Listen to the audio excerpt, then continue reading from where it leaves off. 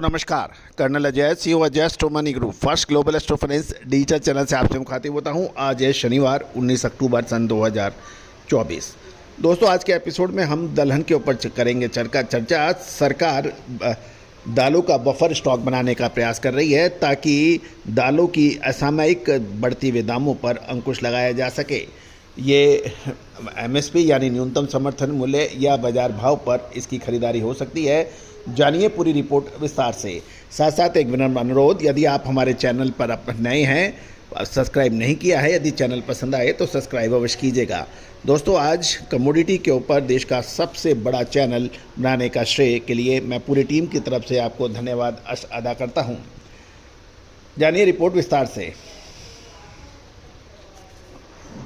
दोस्तों केंद्र सरकार ने खासकर सीजन में दालों की तेजी रोकने के लिए नए सीजन में 10 लाख टन दालों का बफर स्टॉक बनाने का फैसला किया है ताकि दालों की कीमतों में बेतहाशा वृद्धि को पर अंकुश लगाया जा सके, ऐसी संभावनाएं हैं। ब्यूरो रिपोर्ट ने कहा है कि केंद्र सरकार जनवरी से समर्थन मूल्य यानी एमएसपी पर या फिर बाजार मूल्य पर तुअर की खरीदारी करेगी और नए सीजन में तुअर की कीमतें बढ़ने से रोकने के लिए बफर स्टॉक का निर्माण होगा।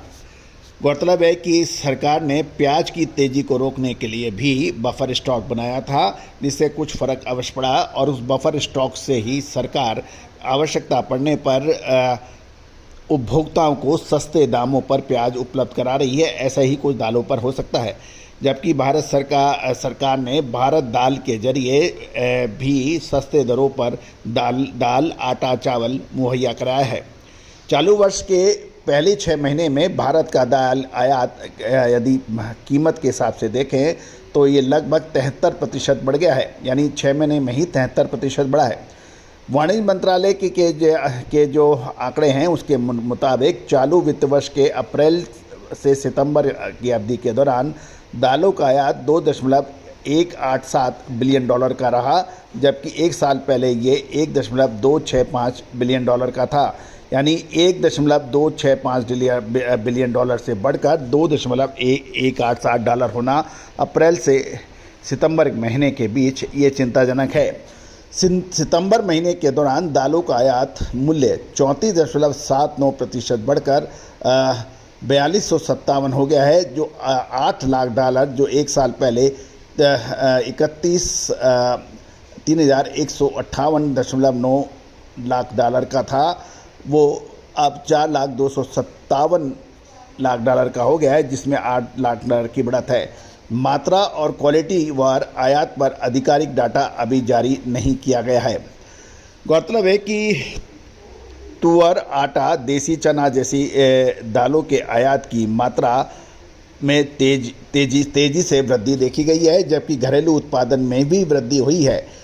हाल ही में के महीनों में पीली मटर को भी आयात किया गया था, क्योंकि चने के दाम आकाश छू रहे थे और बेसन में पीली मटर का इसका इस्तेमाल होता है। इसलिए पीली मटर के आयात पर 31 दिसंबर तक ड्यूटी फ्री सुविधा दी गई थी और इससे मटर का आयात बेतहाशा बढ़ा। गौरतलब है कि साल 2023-24 के दौरान भारत का दाल आयात लगभग दुगना होकर $3.74 बिलियन हो गया है और यदि मौसम के अनसर्टेनिटी और घरेलू उत्पादन में गिरावट के बाद सप्लाई बढ़ाने हेतु कीमतों में बढ़ोतरी पर अंकुश लगाने के लिए सरकार द्वारा प्रतिबंध हटाए जाने के बाद हाल में ही वर्षों में दालों का आयात बढ़ गया है। दोस्तों जब भी कोई खाद्य कमोडिटी यानी के दाम बढ़ते हैं तो और उसका प्रमुख कारण उत्पादन का कम होना और खपत या डिमांड का अधिक होना है, तो बाहर से इसका आयात किया जाता है, चाहे एडिबल ऑयल हो चाहे पल्सेज हों। दोस्तों इसका एकमात्र सल्यूशन सिर्फ इतना है कि देश में दालों का रकबा बढ़ाया जाए, दालों की क्वालिटी इम्प्रूव की जाए, किसानों को प्रमोशन दिया जाए ताकि देश में दालों का उत्पादन बढ़ सके और हमारी आयात पर निर्भरता कम हो सके। दोस्तों अक्सर होता यह है कि जैसे ही फसल आती है बाज़ारों में दाम कंपैरेटिवली कम होते हैं और जब माल किसानों का बाज़ार में आ चुकता है। सरकार एमएसपी पे या दूसरे पे खरीद पूरी कर लेती है। उसके बाद 3 से 4 महीने के बाद बाज़ारों में भाव बढ़ने लगते हैं। इससे किसानों को पूरा लाभ नहीं मिल पाता, दूसरा उपभोक्ताओं को भी ऊंचे दाम देने पड़ते हैं। हमारा यही कहना है कि एमएसपी और एमआरपी दोनों के बीच में सामंजस्य स्थापित होना चाहिए। गौरतलब है कि अप्रैल से सितंबर अवधि के दौरान तुअर का आयात लगभग 6.09 लाख टन तक पहुंचने की उम्मीद है, जो पिछले साल 2.74 लाख टन से अधिक बताई जा रही है।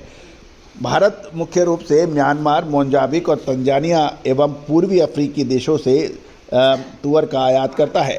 म्यांमार से उड़द का लगातार सप्लाई हो रही है और अप्रैल से सितंबर के दौरान उड़द का आयात 4.08 लाख टन तक पहुंच सकता है, जो एक साल पहले मात्र 2.4 लाख टन था।